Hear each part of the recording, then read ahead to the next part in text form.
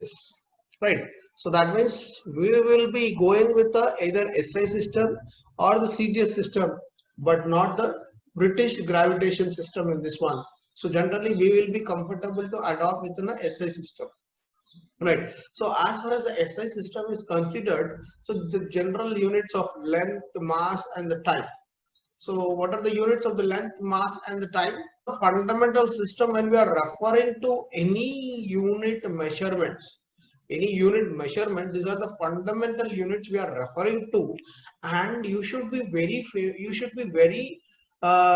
particular about the units when we are answering to any numerical or when we are addressing to any question, right? So we should be very particular about which units the particular question has been given, whether I'm going it in a right way or not. That you have to take care whenever we are going for the question to the answer related, or where the measurements are involved in that one, or in general to be in the classroom discussion. It is a numerical where we are going to deal in that, right? So there we should be very particular about this systems. Okay, so that is measurement units. So just to have a review on this one, so the dimensions and the units, so that is mostly you said that it is a SI system we are going to adopt on this, right? So in a SI system, so what are the units we have for the length, mass, time, and other than this, which is required for the other subjects, even like thermodynamics, and even for your electrical, basic electronics, or basic electrical and electronic subject, we need some other basic units also, things. So that fundamental dimensions are required, and everyone should know this fundamental dimensions of each units we are going to discuss about. So further extension of it, so that is, see, now it is not the fundamental dimensions here. So the fundamental units are length, mass, and the type, but I don't have the fundamental quantities bottom in the table. So where I have the system of SI, so SI of system of SI, so in that, meter, length is measured in meter, time is measured in seconds, and force, what are the units of force? That let us start with the properties of the fluids, that is mass density, specific weight, relative density, and the specific volume. Okay, so let us start with these properties of the fluids.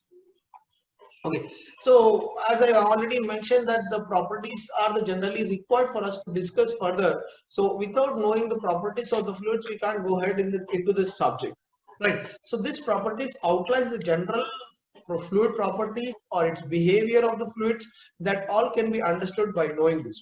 But while discussing the properties of the fluids, it has an equal importance at the same point that we should know even its fundamental quantities or its units measurements for all the properties we are going to discuss about in this session today.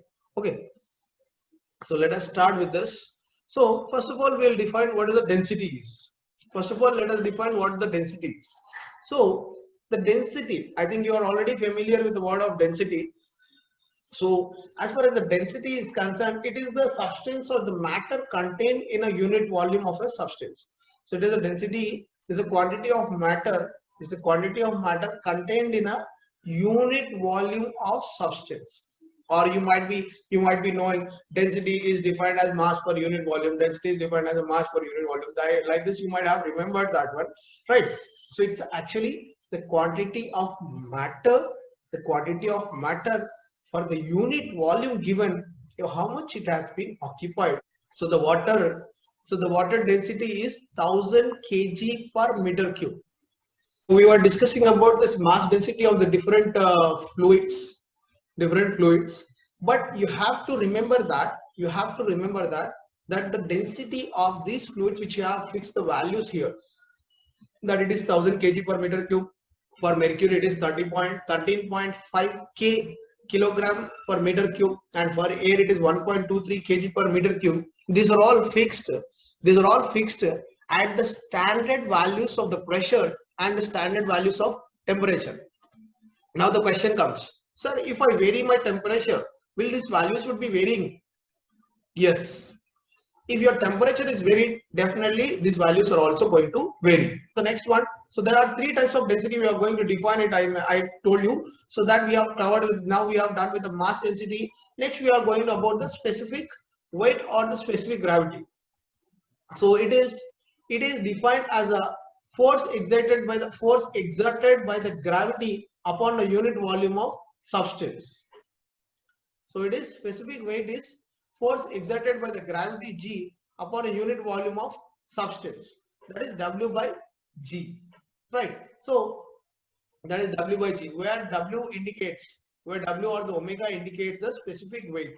Where W or omega indicates the specific weight. So that means to know about the specific weight, you should be familiar with what? Density first. You should be able to familiar with the density first. If your density is multiplied with the 9.81, we are going to get the specific weight for it. Okay. When you are going to multiply with the density with a G, then only we are going to get the specific weight for it. Right. So that is weight per unit volume is equal to mass per unit volume of G.